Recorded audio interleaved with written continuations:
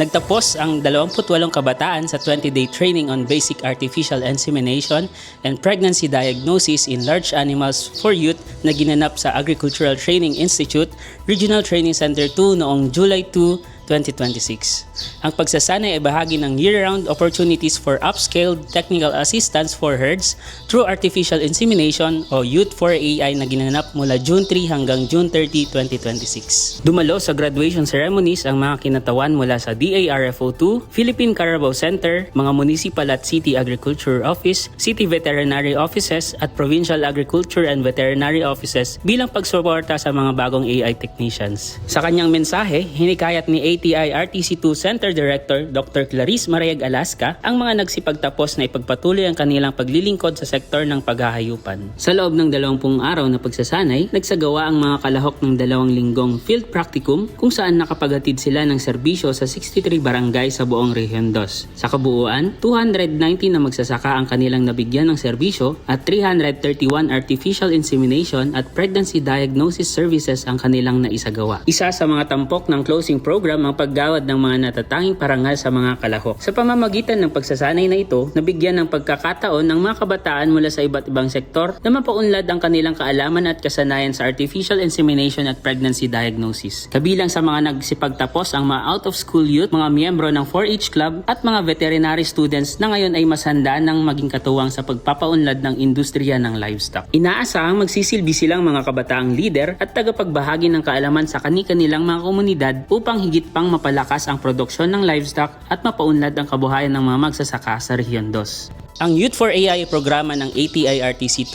DARFO2 at PCC sa CSU na naglalayong mapaganda ang lahi ng mga baka at kalabaw sa rehiyon sa tulong ng bagong henerasyon ng mga magsasaka at extension service providers. Para sa Balitang ATI 2, ako si Merwin Lazaro, Balitang Agri.